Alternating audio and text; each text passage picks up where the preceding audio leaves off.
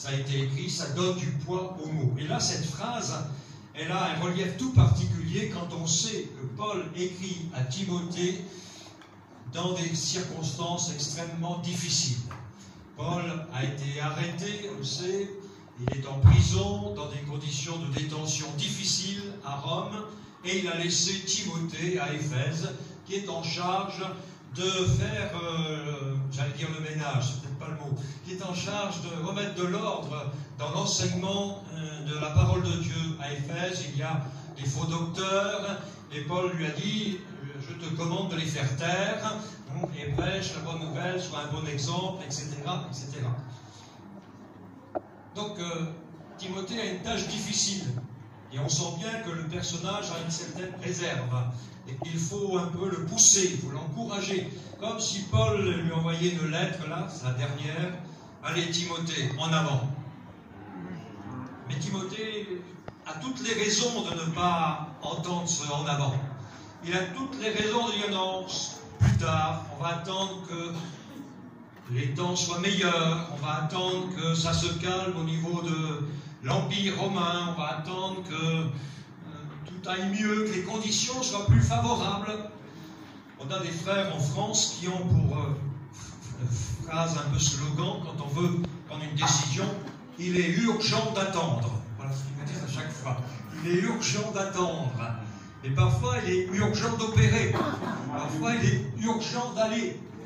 Et dans le cas de Timothée, même s'il avait tout pour le décourager, tout pour s'opposer à lui, tout pour lui faire baisser les bras, Paul lui dit, non, Timothée, ranime la flamme. Il faut tenir bon. Il faut y aller. C'est vrai, les conditions ne sont pas faciles. C'est vrai, le christianisme est devenu l'ennemi public numéro 1 de l'Empire. C'est vrai, je suis en prison et je souffre. C'est vrai, tu as une tâche difficile à Éphèse. Il faut y aller quand même. Il faut aller en avant. Si on s'écoutait, parfois on dirait non, Seigneur, j'y vais pas, c'est pas le moment, j'ai pas l'argent, j'ai pas les moyens, j'ai pas les ressources, je me sens un peu fatigué. On peut trouver facilement des excuses, ou en tout cas pour remettre à plus tard. Mais là, Paul dit à Timothée, en avant. Et il a une responsabilité par rapport à lui-même. C'est lui-même qui doit entretenir la flamme et voir la ranimer. Paul utilise un mot qui fait référence à un instrument qu'on trouvait chez nous en Europe il y a le siècle dernier, dans les près des cheminées. Je me souviens, ma grand-mère avait une cheminée pour chauffer la maison, et à côté de la cheminée, il y avait un soufflet. C'est un appareil comme ça, avec deux planches de bois qu'on bougeait, et ça faisait de l'air, et on soufflait sur les braises incandescentes, et hop, la flamme réapparaissait, alors qu'elle avait disparu. C'est à cette image-là que Paul fait allusion quand il emploie le mot ranimer, ranime. Alors, en lisant rapidement le texte, on pourrait dire, oh ben, le pauvre Timothée, il n'est pas en forme. Il n'est pas en forme. Certainement qu'il a besoin d'un coup de pouce. Mais ça n'apparaît pas dans la traduction française, parce que le français ne le permet pas. Mais en fait, il faudrait comprendre, Timothée ranime sans cesse la flamme. Continue de ranimer. Il y a une idée de continuité qui est difficile de rendre en français, parce que ça ferait du mauvais français. Donc, mais l'idée, elle est là. Timothée n'a pas perdu la flamme. Timothée n'a pas vu la flamme disparaître. Mais Paul anticipe. Il dit, attention, Timothée, les temps ne sont pas favorables. Les temps sont difficiles pour toi comme pour moi. Alors veille sur cette flamme, veille sur elle, et constamment, mets du bois dans le feu, constamment souffle sur les braises. Il faut que la flamme reste toujours aussi vive, aussi vivante, aussi chaude, j'allais dire, qu'elle rayonne en lumière et en chaleur. Cette responsabilité-là, elle n'est pas du côté de Dieu, elle est du côté du prédicateur, du ministère de Timothée. C'est Timothée qui doit lui-même veiller à entretenir et à ranimer cette flamme. On sait que le rôle de notre ennemi, c'est justement d'essayer de faire baisser la flamme. C'est sa stratégie. Par toutes sortes de moyens. Et on sait qu'il ne manque pas de ruses. de calcul pour que la flamme baisse, que le moral baisse, que le courage diminue. Il fait tout pour ça. Mais c'est de notre responsabilité, c'est notre rôle à nous de souffler sur les braises, de faire en sorte que la flamme soit toujours vivante. Aujourd'hui, notre monde, la persécution des chrétiens dans le monde grandit d'année en année. Les statistiques de l'ONG Porte Ouverte disent qu'il y a 365 millions de chrétiens persécutés en 2023. C'est énorme. Je ne sais plus, je crois que c'est 13 chrétiens meurent chaque jour à cause de leur foi sur la planète. Et d'année en année, les chiffres augmentent. D'année en année. Alors dans certains pays, la persécution est physique, politique, mais dans d'autres pays, c'est un peu le cas en Europe, elle est plus subtile, administrative, sournoise, et on voit des lois qui arrivent tout à coup, et puis, comme on dit familièrement, l'œil de Moscou se rapproche toujours un peu plus près de nos comptes, un peu plus près de nos doctrines même, un peu plus près de notre message, pour voir si ça va avec l'opinion publique ou pas. C'est plus sournois, mais on sent la dérive depuis 20-30 ans en France, on sent cette dérive et les contraintes qui augmentent. Alors on pourrait se laisser décourager par ce courant. Et la France, oui, est en train de devenir une nation païenne aujourd'hui. Et les frères et sœurs, d'ailleurs, sont un peu dépassés, comprennent plus ce qui se passe, parce que la France a fait des choix qui font que c'est plus un pays chrétien, c'est un pays qui devient païen. Et ça change la réflexion, ça change beaucoup de choses. Alors, on pourrait trouver là un argument pour dire, bon, voilà, on a eu une fenêtre de réveil avec le frère de Douglas Scott, on a eu un grand réveil, un grand moment, mais maintenant les temps ont changé, il faut revoir les choses. Non, non. Ranime encore la flamme. Ranime encore la flamme. Le frère Scott est parti, il a laissé un bel héritage, mais nous ne devons pas vivre sur l'héritage et faire de la maintenance. Faire la maintenance. Non, l'héritage doit être encore développé. L'héritage doit encore grandir. L'héritage doit encore se multiplier. Et ça, c'est de notre rôle, c'est notre mission. On n'allume pas un flambeau, on n'allume pas une lampe pour le mettre dans un placard. Quand on achète des ampoules et des lampes, ce n'est pas pour les stocker au fond d'un placard, c'est pour que ça éclaire. Et Jésus nous a dit clairement, vous êtes la lumière du monde. Il n'a pas dit, vous avez de la lumière pour le monde. Il dit, vous êtes. C'est un état. Vous êtes. Et la mission du flambeau, c'est d'éclairer. Si nous sommes la lumière du monde, c'est pour éclairer le monde. Et j'aime bien l'endroit dans l'évangile de Matthieu où Jésus dit cela, au chapitre 5. Juste avant, il y a ce qu'on appelle les béatitudes. Heureux, heureux, heureux, heureux. Puis ça se termine par heureux serez-vous quand on vous persécutera à cause de mon nom. C'est la dernière béatitude. Et là, on se dit quand même, c'est pas facile. Mais juste après cette béatitude, heureux serez-vous quand on dira de vous du mal, quand on vous persécutera, juste après, il dit, c'est vous le sel, c'est vous la lumière. On ne veut pas de vous, on ne veut pas vous entendre, on ne veut vous faire taire, on ne veut pas de votre message, mais malgré cela, c'est vous la lumière. Et nous n'avons pas la lumière, mais nous sommes cette lumière, et cette lumière, elle a un devoir, c'est d'éclairer. C'est là la mission, et il nous faut l'accepter. Alors, en avant pour éclairer, en avant pour porter cette lumière. Et puis, en réfléchissant à notre thème, il y a une parole qui est dans l'évangile de Jean, et là j'aimerais lire le texte avec vous, dans l'évangile de Jean, chapitre 20, une parole que Jésus a adressée à un homme qui était un peu dans le doute. Il s'appelait Thomas. Thomas. chapitre 20, Jésus apparaît, vous savez, aux disciples. Alors, chapitre 20 de l'évangile de Jean, verset 24. Thomas, appelé Didyme, l'un des 12, n'était pas avec eux lorsque Jésus vint. Les autres disciples lui dirent, nous avons vu le Seigneur. Mais il leur dit, si je ne vois pas dans ses mains la marque des clous, et si je ne mets pas mon doigt à la place des clous, si je ne mets pas ma main dans son côté, je ne croirai pas. 8 jours après, les disciples de Jésus étaient de nouveau dans la maison et Thomas avec eux. Jésus vint, les portes étant fermées, et debout au milieu d'eux, il leur dit que la paix soit avec vous. Puis il dit à Thomas, avance ici ton doigt, regarde mes mains, avance aussi ta main, et mets-la dans mon côté, et ne sois pas incrédule, mais crois. Je retiens cette phrase, ne sois pas incrédule, mais crois. Et en lisant ce passage dans une autre version, ce qu'on appelle la NBS, la Nouvelle Bible Seconde, c'est rendu différemment. C'est la richesse de la langue française, mais en tournant un peu les choses, tout en disant la même chose, on apporte des nuances.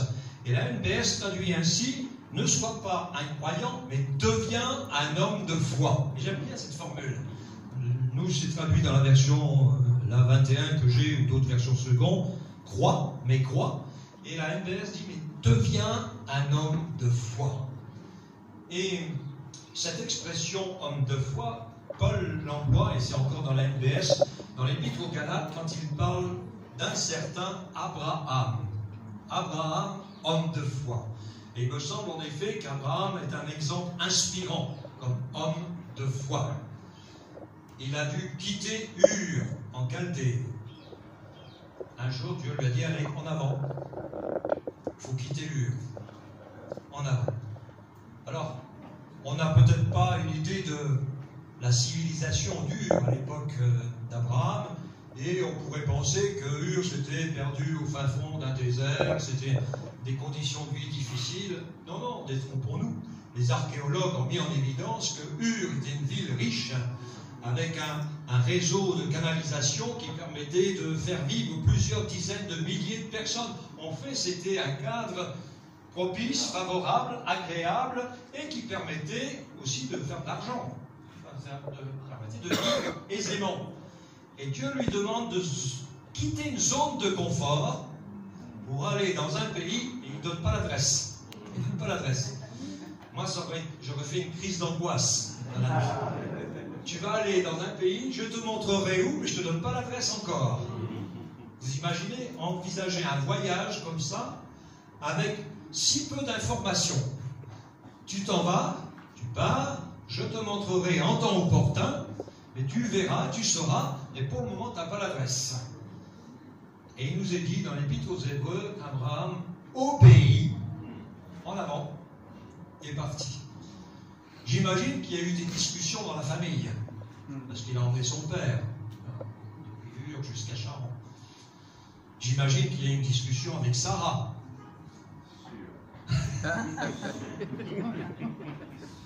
J'imagine qu'il y a eu une discussion avec tout l'entourage. Et peut-être certains ont dit, Abraham, tu es toujours un intrépide. Tu n'arrives pas à te poser, à rester là, à l'endroit où tu es. Qu'est-ce que tu vas quitter la famille pour adopter un pays que tu ne connais pas, un pays dont tu ne connais pas les règles, les lois, la culture? Tu n'es pas bien ici. Regarde, il y a des possibilités économiques, il y a un confort de vie. Pourquoi tu veux quitter ce confort et partir vers une aventure dont tu ne mesures pas les éléments? Mais la parole de Dieu était forte dans le cœur d'Abraham. Abraham a donné l'ordre de partir et ils sont partis.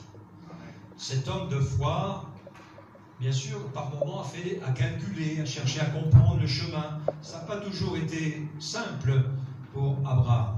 Mais Abraham est parti avec les promesses de Dieu dans le cœur. Quand il est arrivé en Canaan et qu'il s'est séparé de Lot, Dieu lui dit, regarde le pays, regarde tout ce pays. Eh bien, il sera à toi et à ta postérité. Et puis, Dieu lui dit, regarde les étoiles. Ça devait être un beau ciel lumineux, sans pollution à l'époque. On devait voir des milliers d'étoiles, il paraît qu'on en peut en voir 2000 depuis l'endroit où on se trouve. Et il a regardé, il entend la voix de Dieu qui lui dit, bien, telle sera ta postérité. Compte les étoiles si tu peux, Dieu dit, mais si tu peux, mais telle sera ta postérité. Qu'est-ce qu'Abraham a vu? Pas beaucoup d'étoiles.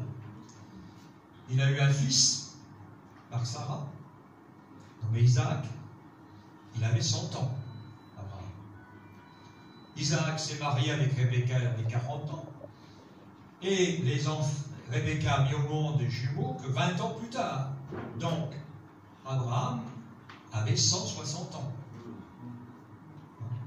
100 plus 60, 160. Et il est décédé à 175 ans. Il a vu 3 étoiles, 4, si on compte Rebecca. Il a vu son fils Isaac, qui s'est marié donc avec Rebecca. Et puis, alors je ne sais même pas s'il les a vus parce qu'il avait des problèmes de vue, mais en tout cas, il a eu connaissance de la naissance d'Ésaü Jacob. Il a vu 4 étoiles sur l'ensemble que Dieu lui promettait. Mais l'auteur de l'Épître aux Hébreux nous dit qu'Abraham a marché avec les promesses de Dieu dans son cœur. Et les promesses de Dieu dans son cœur, elles avaient fait naître en lui une vision, une grande vision, une extraordinaire vision. Et il a marché avec cette vision sans en voir la réalisation. Mais aujourd'hui, nous qui vivons presque 4000 ans après Abraham, nous pouvons dire que Dieu a tenu parole. Oui, Dieu a tenu parole. Nous sommes des centaines de millions de chrétiens qui marchent à la suite de l'exemple d'Abraham. Et il nous est dit dans l'Apocalypse, et j'aime cette phrase parce que c'est notre vision, Apocalypse 5, 9 et Apocalypse 7, 9, c'est répété, il y avait une grande foule de toutes nations. Il y en avait même de l'Afrique centrale. Il y avait une foule de tout peuple. Et il est même dit, pour certaines régions, de toute tribu. C'est précis. Parfois, on a la grande mission en tête, mais parfois, il y a des tribus à nos portes. Eh bien, il en venait de tout peuple, de toute nation, de toute tribu. Et il est même précisé, alors là, c'est le secrétaire Wycliffe France qui parle, de toute langue. De toute langue. Je suis au passage secrétaire de l'Alliance, secrétaire de Wycliffe France, donc impliqué dans la traduction de la Bible, et je suis assez sensible à ce sujet, parce que je sais que quand une traduction arrive, elle est vecteur d'un réveil. Quand Luther a traduit la Bible en allemand, ça a été un grand réveil dans l'Europe du Nord. Et je pense que les assemblées de Dieu doivent s'impliquer pleinement aussi dans la traduction, dans l'évangélisation, dans la formation, dans l'enfance et la jeunesse, et aussi la traduction de la Bible. Une dame disait ceci, quand elle lisait la Bible, soit en anglais ou une autre langue, elle disait, quand je lis la Bible dans cette langue, j'ai l'impression de manger une banane avec la peau. Mais maintenant que j'ai la version dans ma propre langue maternelle, ma langue de cœur, je mange la banane sans peau. De toute tribu, de toute langue, de tout peuple, il en viendra de partout. Ça, c'est la vision que nous avons.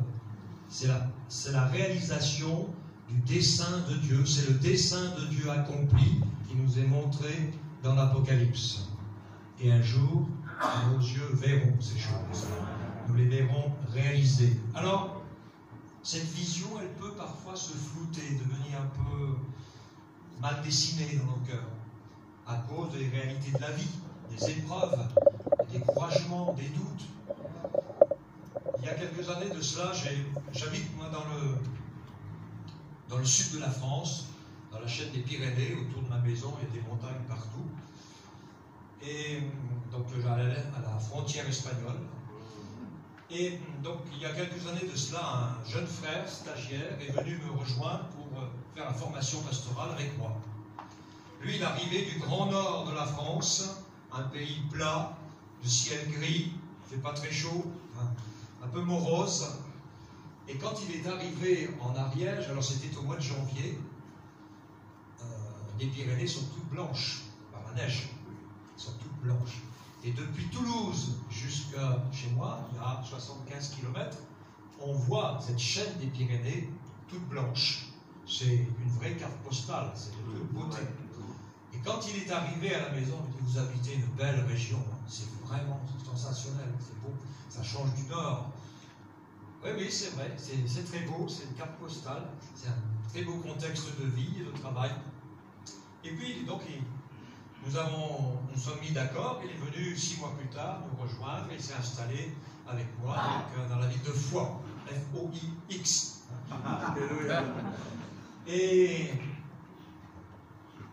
le travail a commencé, la formation a commencé, et il a commencé à avoir, comme vous et moi, des soucis, des problèmes, des tracas, des déceptions. Et 6 mois plus tard, il avait perdu un peu le moral. Et alors, quand on parlait ensemble autour de la parole de Dieu, il me dit, vous savez, quand je suis arrivé, quand j'ai vu ces Pyrénées toutes blanches, j'ai rêvé, c'était très beau, c'était magnifique. Mais 6 mois plus tard, je ne vois plus les Pyrénées. Je ne vois plus la neige, je ne vois plus les Pyrénées, je vois que mes soucis. Et il se pourrait que parfois, en ce qui nous concerne, les textes de l'Apocalypse nous paraissent si lointains qu'ils s'évanouissent dans une espèce de brouillard impénétrable et qu'on fait le travail parce qu'il faut le faire, mais la motivation n'y est plus, la vision n'y est plus. Paul écrivait cette phrase que j'aime bien aux Éphésiens, « Je prie pour vous, pour que Dieu illumine les yeux de votre cœur, afin que vous sachiez, que vous voyiez la gloire de l'héritage à venir, la puissance de celui qui a ressuscité Christ d'entre les morts. Nous ne devons pas perdre de vue la vision, car c'est elle qui nous dit toujours en avant, en avant, en avant, en avant, en avant, en avant. Il en viendra de partout. Vous et moi, nous serons dans cette multitude, chantant des cantiques et adorant le Seigneur, et nous aurons autour de nous celles et ceux qui, par notre ministère, auront été amenés à la connaissance de Jésus-Christ, et nous nous réjouirons de voir là les fruits de notre travail et de notre engagement. J'aimerais évoquer un autre homme, un autre exemple, pour illustrer ce en avant. Et cette fois-ci, c'est le prophète Élie, qui a dû combattre l'idolâtrie, si vous vous souvenez, des Baals. Le culte des Baals a été le culte concurrent, j'allais dire, du culte du Dieu d'Israël. Vous vous souvenez de ces récits dans lesquels il est dit, il est raconté comment Élie a rétabli l'autel de l'Éternel, il a mis un taureau, il a prié et l'Éternel a répondu et tout le peuple a été subjugué, je veux dire, convaincu. En effet, il fallait revenir au culte du Dieu d'Israël. Bon, après, ça devient tragique quand on fait égorger tous les prophètes de Baal. Aujourd'hui, Élie serait traduit devant un grand tribunal. Chose pareille. Mais ce que j'aime dans ce récit, c'est la fresque historique. Les mots qui sont là dans le récit ne sont pas là par hasard. Élie signifie l'Éternel est mon Dieu. Carmel signifie campagne fertile. Baal, c'était les dieux de l'orage, de la pluie et de la fertilité. Donc. Parce que quand il pleut au Moyen-Orient, ça arrose les récoltes. Et s'il y a des récoltes, il y a de l'économie.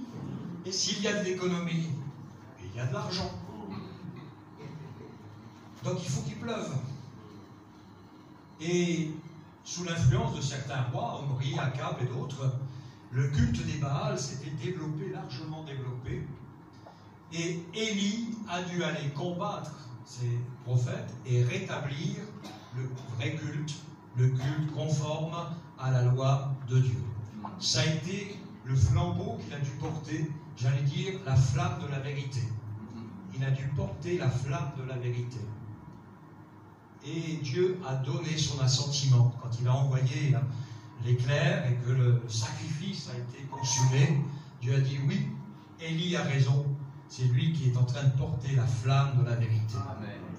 Cette fresque historique, je trouve qu'elle est très pertinente pour notre époque. Parce que des Baals modernes, on en trouve. Nous sommes à l'ère de la communication et de la manipulation. Avec les fake news, les vraies news, les fausses. Alors, notre frère parlait des nouvelles technologies, c'est vrai que c'est un outil extraordinaire pour propager l'évangile. Mais l'ennemi, notre ennemi, se sert du même outil pour semer l'ivraie. Mais il ne faut pas laisser que l'ivraie.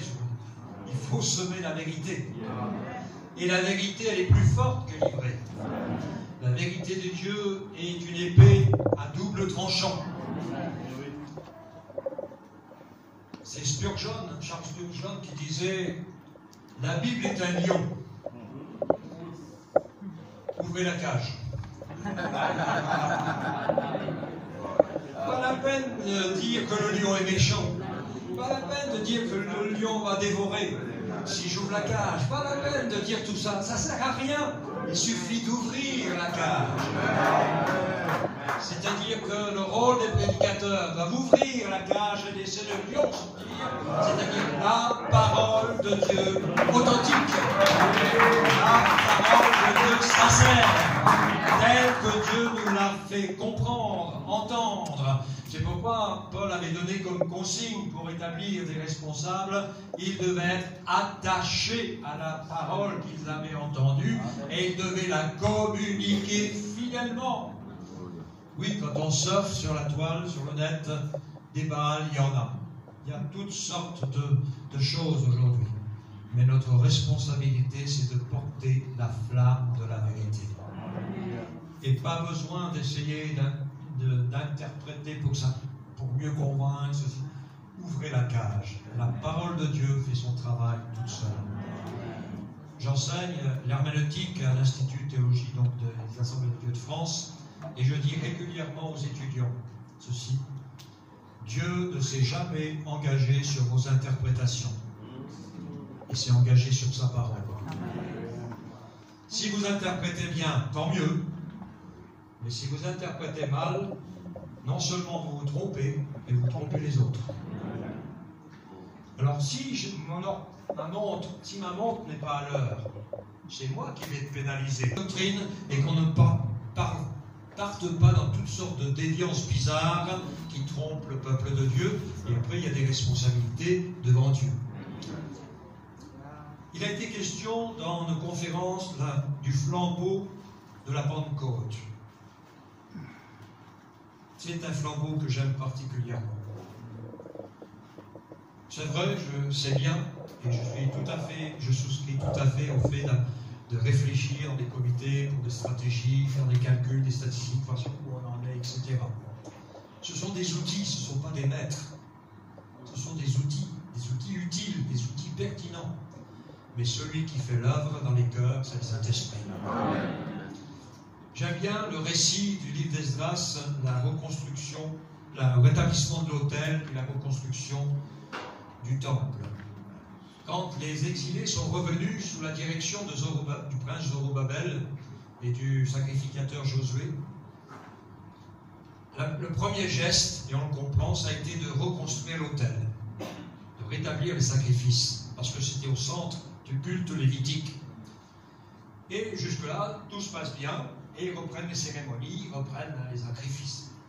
Dans l'élan et dans l'enthousiasme, on comprend, il dit on va reconstruire le temple.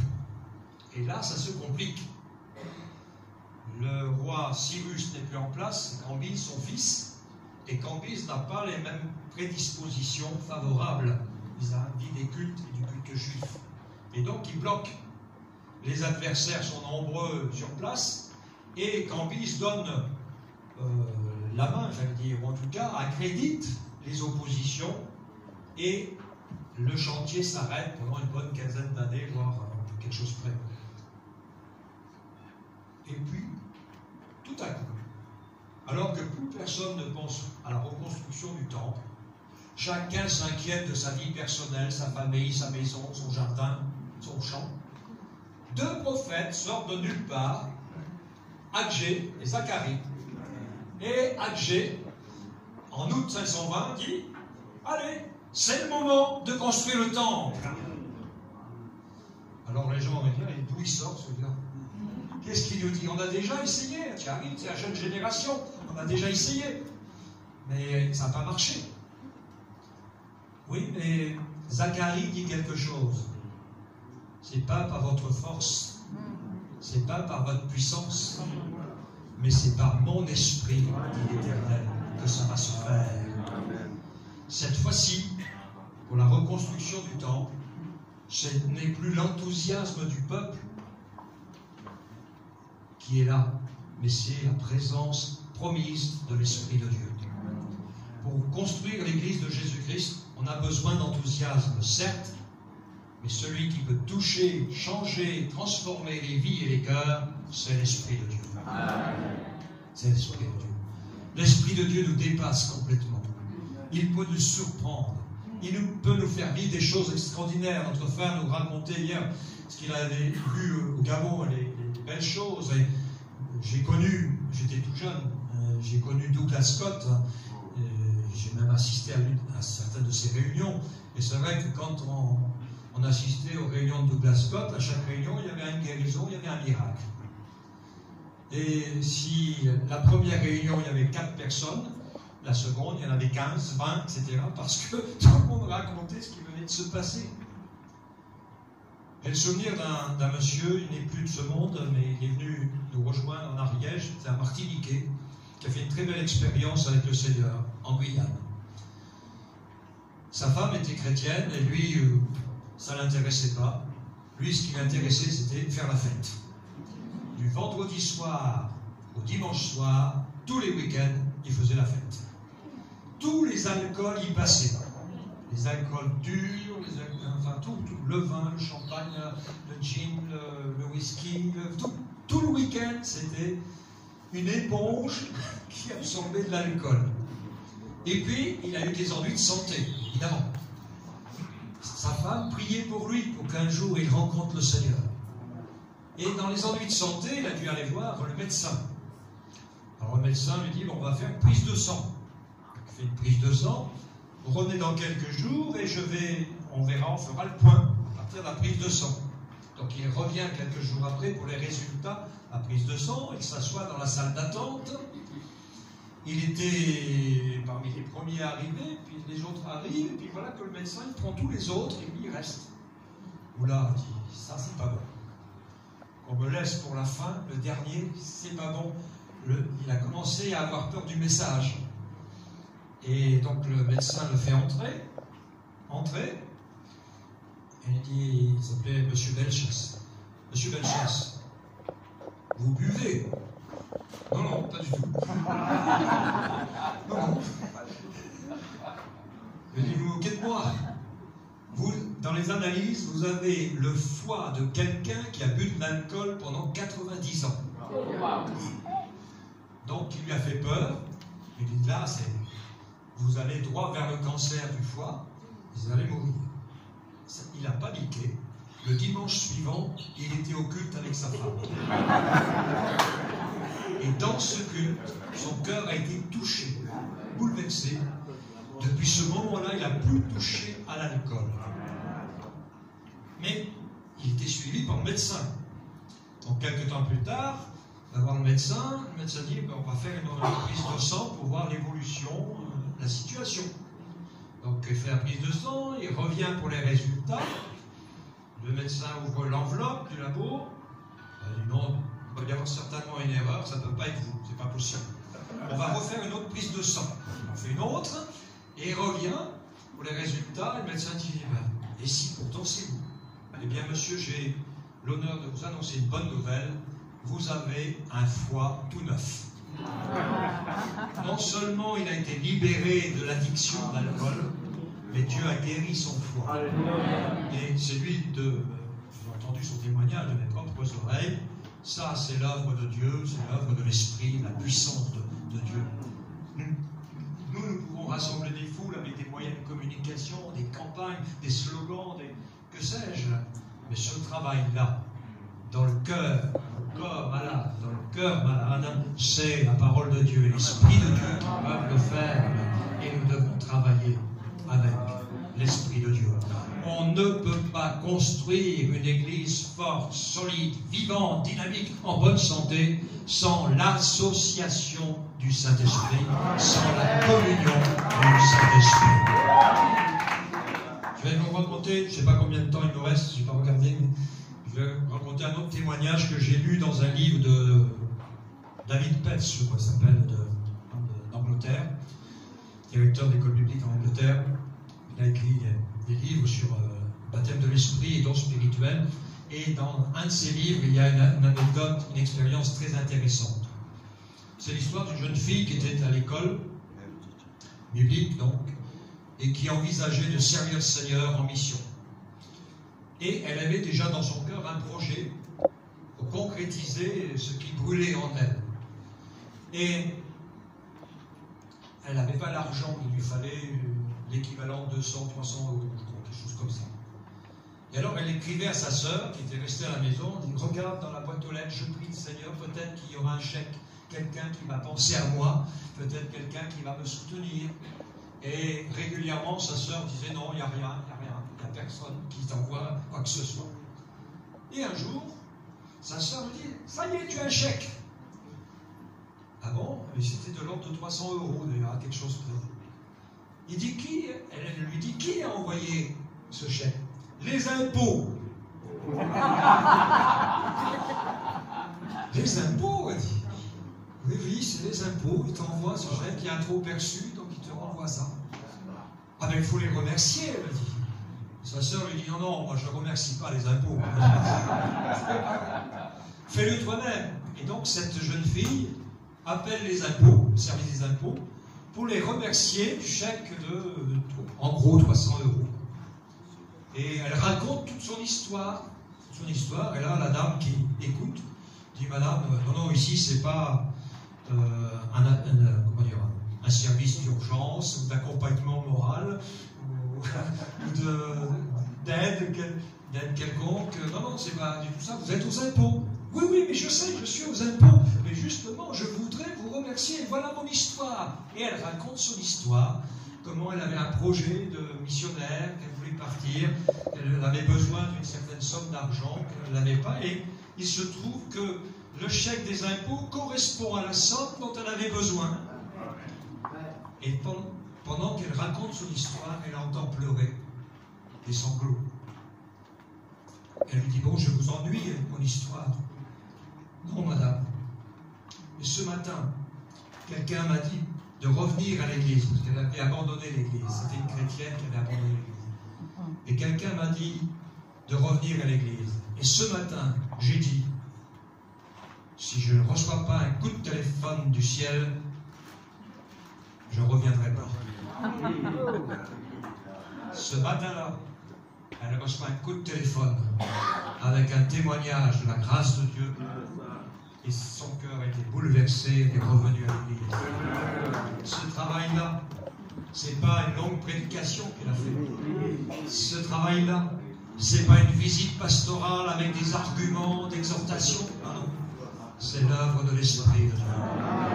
Oh, que Dieu fasse que nous portions encore le flambeau de la Pentecôte, le flambeau du Saint-Esprit. J'aimerais évoquer un dernier flambeau, puisqu'il est cité aussi normalement, le flambeau de la fraternité. C'est un beau flambeau, mais c'est celui qui est le plus difficile à ranimer.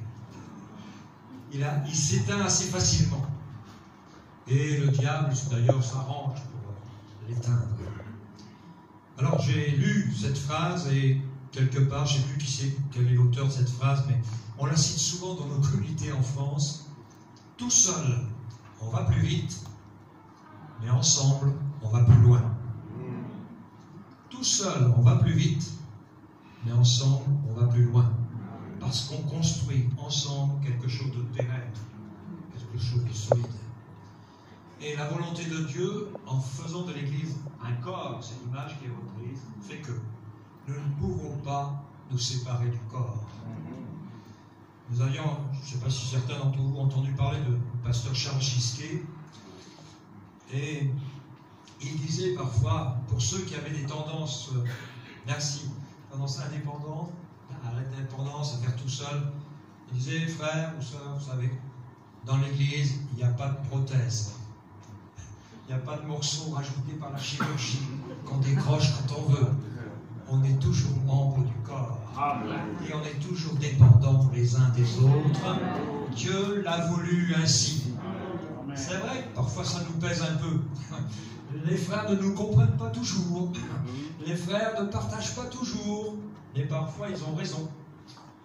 Et ils nous rééquilibrent. On s'équilibre mutuellement. C'est ce que disait Donald G dans un texte. On s'équilibre mutuellement et Dieu l'a voulu ainsi.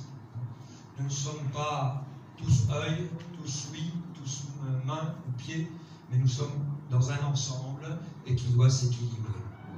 J'ai rencontré un jour un cadre, un ingénieur qui venait de Paris et il a travaillé à La Rochelle. Donc, La Rochelle, c'est entre Bordeaux et Nantes, et c'est un port. Et il y a des régates, des concours de voile. Et comme il était un passionné de voile, il a rejoint des skippers, enfin des gens qui faisaient de la voile, pour passer ses week-ends comme ça. Et il me disait ceci, j'ai trouvé une équipe, c'était tous des pros, vraiment tous des pros, ils avaient un niveau en voile qui était extraordinaire. Le problème, c'est qu'ils ne s'entendaient pas. Et chacun voulait faire comme il entendait sur le bateau. Du coup, le bateau, il tournait en rond, il n'arrivait pas à l'heure, il franchissait mal la ligne. Il leur a dit, si vous acceptez, nous allons travailler à œuvrer en équipe, ensemble, et dans 10 ans, on gagne. Eh bien, c'est ce qui s'est passé. Il m'a dit, 10 ans plus tard, on a gagné des grandes régates, et même, ils ont gagné devant des grands skippers français. Et personnellement, j'ai fait une expérience intéressante. Je vous la livre comme je l'ai vécu. J'étais à l'époque responsable du comité jeunesse de la région Midi-Pyrénées, donc sud de la France. Et j'avais avec moi des jeunes pasteurs qui commençaient et qui s'occupaient donc des groupes de jeunesse. Et pour faire de la construction d'équipe, du team building, je leur avais proposé de descendre une rivière en rafle. Vous savez, ces bateaux boudins à gonfler. On est à 7 ou 8 sur le bateau, et on rame, et puis il y a un guide de rivière qui donne des consignes. Donc ils me disent d'accord, on y va. Donc on descend la rivière qui s'appelle l'Aude, dans les Pyrénées, et on rame, tout se passe bien, et puis arrive un endroit plus paisible, où là le guide de rivière arrête le bateau, le raft, et dit, pour débriefer, comme on dit, un peu sur la course, il dit, vous êtes vraiment un groupe sympathique. Hein. Il ne savait pas qui on était. Moi, je connaissais, il me connaissait. Je n'avais jamais dit que j'étais pasteur et que ceux qui m'accompagnaient étaient des pasteurs. Il me dit, vous êtes un groupe vraiment sympathique par rapport aux autres groupes de touristes. Ah, très bien. Mais il y a quelque chose qui me chiffonne un peu. C'est bizarre. Ah, et c'est quoi? Eh bien, quand je vous donne des consignes, vous n'écoutez pas. Du coup, le raft ne pouvait pas aller dans la direction que voulait le guide. Parce qu'il y en a un qui ramait du mauvais côté, de la mauvaise façon, et ça tirait le bateau d'un côté, ou ça tirait le bateau de l'autre. Le guide de rivière, c'est l'Esprit de Dieu. Soyons à l'écoute de ses exhortations, à l'écoute de ses encouragements, à l'écoute du travail dans nos cœurs. Et en France, donc je parlais hier d'un représentant du Conseil national des évangéliques de France. Aujourd'hui, la France vit quelque chose, une fenêtre particulière, comme on dit dans l'aérospatiale, les fenêtres de tir. En France, il y a actuellement une fenêtre de tir, je dirais, pour les évangéliques, parce que les pentecôtistes et les non-pentecôtistes se sont retrouvés à l'Institut biblique de Nogent, et il y avait, à l'ordre du jour, c'était essayer de faire connaissance. Vous savez, le tour de table, on se présente, on essaie de dire comment ça se passe. C'était ça à l'ordre du jour. Et tout à coup, pendant cette réunion, le président de la Fédération évangélique de France, non pentecôtiste et qui n'avait pas été gentil avec les pentecôtistes, dans les livres ou dans les prédications, il s'est levé d'un coup à cette table. Et il a dit, je vais m'adresser aux pentecôtistes. Et devant tout le monde, il dit, c'était Michel Forêt, le représentant des Assemblées de Dieu, il dit devant tous, je vous demande pardon pour toutes les paroles mauvaises que j'ai dites contre vous. Je vous demande pardon pour avoir critiqué le pentecôtisme, etc. Tout le monde était surpris. C'était pas à l'ordre du jour. C'était pas prévu. Et les pentecôtistes ont dû faire la même démarche. Parce qu'on n'avait pas toujours été gentils aussi avec les non-pentecôtistes. Parfois, on ne les a pas toujours caressés dans le bon sens. Et de ce jour-là sont nées des réunions qui ont fait qu'aujourd'hui, les évangéliques de France, 70% des évangéliques de France, ont un représentant devant le bureau des cultes à Paris, un représentant devant les médias, et aujourd'hui, quand il y a un scandale, un problème quelque part, et qu'un journaliste écrit, rapporte l'accident ou l'incident, il précise dans son article, cette église n'était pas membre du CNEF, ou cette église est membre du CNEF. Et ça, c'est quand même extraordinaire, extraordinaire. Aujourd'hui, on a aussi un organisme qui s'appelle, qui dépend du ministère de l'Intérieur, qui s'appelle la Mivilude, qui surveille les dérives sectaires. Et nous avons fait des démarches auprès de la Mivilude. Et nous avons dit, voilà, nous allons, suite aux histoires de l'Église catholique et les histoires de mœurs de l'Église catholique, nous avons dit, nous allons nous engager à stopper tous les abus, à veiller à ce qu'il n'y ait pas d'abus, etc. Et on a fait une charte, on a fait tout un processus, un numéro vert, etc. Et la magistrate responsable de la Mivilude nous a dit, vous avez gagné notre confiance. Et s'il y a un problème quelque part, avant d'avertir la justice, avant de le signaler aux médias, c'est vous qu'on appellera pour savoir quelle est l'union qui est responsable et afin qu'il y ait une discipline interne avant que ça éclabousse dans la société. Ça, voilà. Tout seul, on va plus vite, mais ensemble, on va plus loin. Que Dieu nous donne de comprendre ces choses et de les réaliser. Alors, pour terminer, en cherchant et en réfléchissant, j'avais surfé sur Internet et je suis tombé sur une association de plongée et de protection des océans. Et il parlait des portées de flambeau de l'association. J'ai regardé ce qu'ils disaient, s'il y avait des idées intéressantes, et leurs propos se terminaient par des commandements des porteurs de flambeaux. Alors j'ai inventé des commandements pour les porteurs de flambeaux de Pentecôte. Je vous les donne. Ils sont de moi, hein, mais c'est à la lumière de tout ce que je viens de dire. Premier commandement, ranimer sans cesse la flamme. Amen. Elle n'est pas allumée pour toujours. Si on ne veille pas, elle finira par s'éteindre. Donc, ranimer sans cesse la flamme, quelles que soient les circonstances, le contexte, les combats, ranimer la flamme, toujours. Garder jalousement la vision du dessein bienveillant de Dieu, des peuples de toute nation, de toute tribu, de toute langue rassemblés, louant le Seigneur et l'adorant. Veiller sur la qualité de la flamme de la vérité. Nous sommes des porteurs de la vérité et nous devons veiller sur la qualité de nos prédications afin que vraiment les gens fondent leur foi, pas sur le charisme du prédicateur, mais sur Jésus-Christ. Et enfin, entraîner le peuple de Dieu dans la dimension surnaturelle de la vie de l'esprit avec tout ce que cela représente en manifestation extraordinaire. Que Dieu vous bénisse. En avant.